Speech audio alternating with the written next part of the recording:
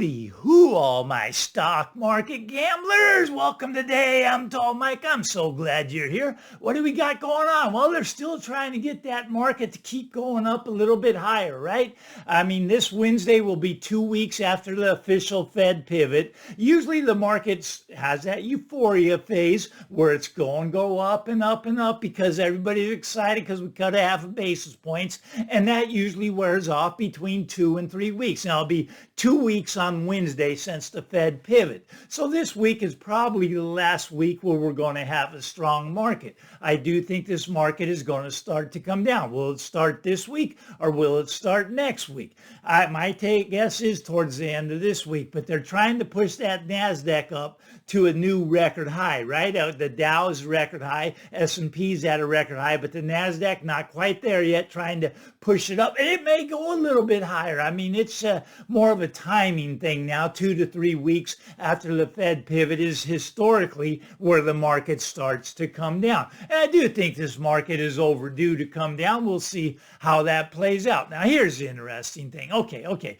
So the government, now they tell you that inflation's running around 3%, let's call it, right? And they're very generous because they're giving us probably about 4% on the bonds. So if you invest in the government bonds at 4% and inflation's only 3%, you get a 1% return on your money, right? And that's really good if that were actually true. Now, my take is that inflation is much closer to 8 or 10% and is headed up higher because they cut the rate. You see, the government bonds were about 4%, but they thought that was too high, so we got to cut that rate down. But you got inflation up here at 8%, right? 8 to 10 is what I would call it. So if you're running at 3%, let's just call it 3% inflation, and let's just call inflation 8%, and let's just call, the government bond is running at 4%, right? Okay, so the government bond, they're paying you 4%, but my take is that the real inflation's 8%. So you're basically losing at least 4%. Now, I think it's closer to 6% because I think it's closer to 10, but you're losing somewhere between 4% and 6% of your purchasing power every year. Now, we know that the Biden administration, since they've been in, they've taxed everybody an extra 25%. That's what we've lost in purchasing power since they've been there. It's called the inflation tax, right? We went down by our purchasing power by 25%. Now, if Kamala gets in, I guarantee you we're going to lose half of our purchasing power in the next 4 years. I would stock up on gold if she gets in. That's just my take, but I do think that will come to fruition if she gets in. That 50% will be wiped out of your purchasing power. She's just going to spend, right? I mean, she's just going to spend like crazy. Buy a house, $25,000. Start a business, $50,000. Pop a kid, $6,000. And we don't have to pay anything in anymore on our loans. So it's all going to be great if she gets in. Okay, well, maybe it is. If you don't mind losing 50% of your purchasing power.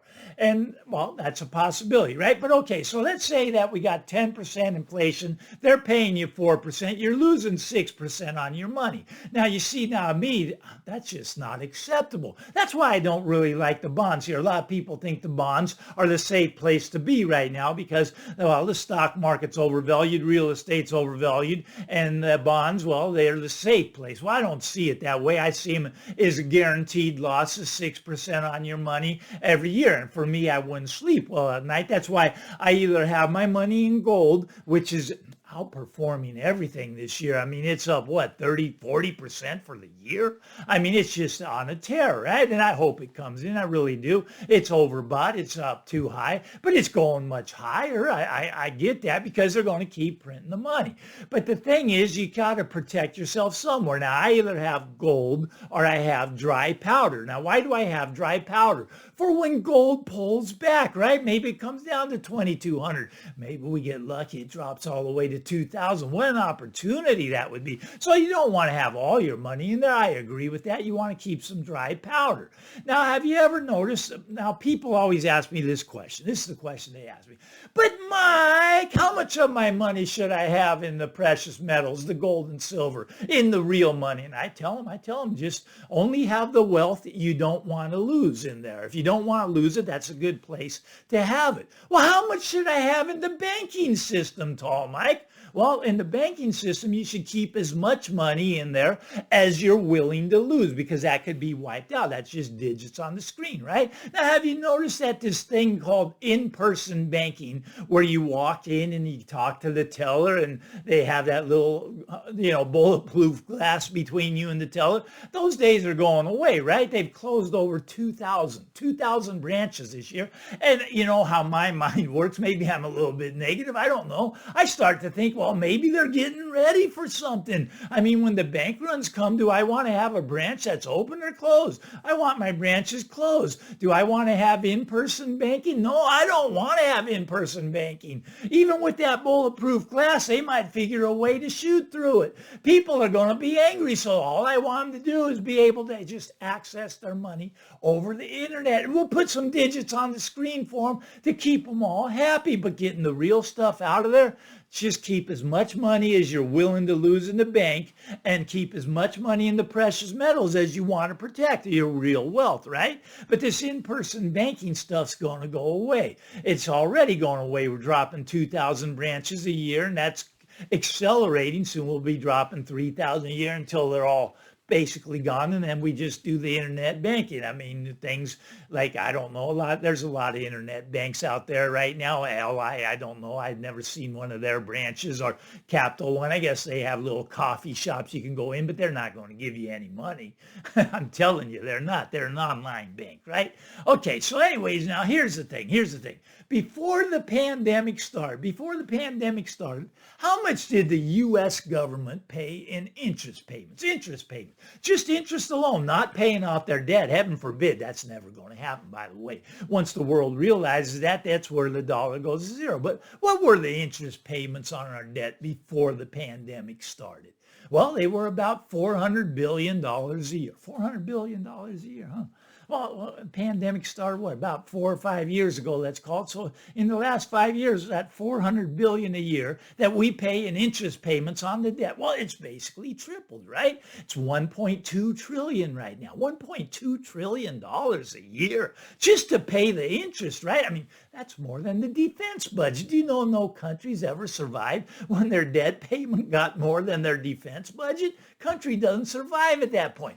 But Mike, we're the United States of America. We're powerful. We have the strongest weapons, and we do. We could blow up the whole world probably 10 times over. Maybe we survive. But Mike, we got the reserve currency. Everybody knows that the reserve currency never hyperinflates. You know, it never has in the past, but I got news for you. I think we're going the route of hyperinflation. Now, why is that? Why do I think we're going the route of hyperinflation? Well, there's really 3 things the government could do, right? The government, well, they could default on their payments. That $1.2 trillion, they could just say, we don't have any money because we don't have money to pay that interest, right? I mean, we print the money to pay the interest, and that makes the interest go up more, right? But we could default on that. Well, that's not going to happen, is it? No, that's not going to happen. All right, we can cut that defense budget. Well, defense is already below the interest. Why would we cut the defense budget?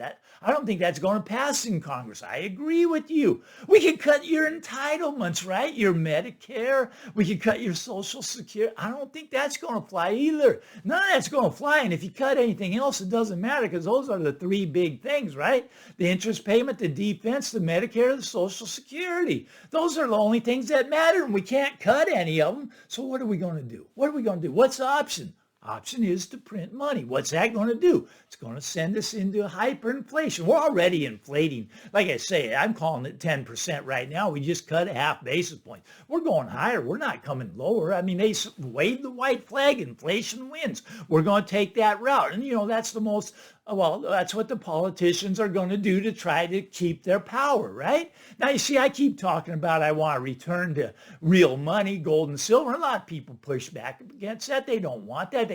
But Mike, why would you want gold and silver as our money? That's so archaic. That's like 5,000 years ago. Haven't we advanced? Well, we've advanced to the point where they can cheat you out of every dollar you make, right? I mean, the Biden administration, they cheated us out of 25% of our purchasing power. You get the Kamala administration next, They're going to cheat us out of 50% of our purchasing power. That's why I want real money, right? I mean, I don't have a problem with the digits. I just want to be able to take my money and convert it to gold if I want, convert it to silver if I want. As long as it's convertible, I'm good with the digits on the screen, right? Yeah, it can be digital, but I want to be able to convert it to real money when I'm not happy with what they're doing. The problem, they can't do that. Why? Because they can't print real money. So they can't do that. They'd lose all their power. Where would the power go? It'd go back to the people, back to the citizens of the United States. We'd rebuild the country. That's what we would do if we could get back to real money. But the politicians don't want that. Most people aren't smart enough to understand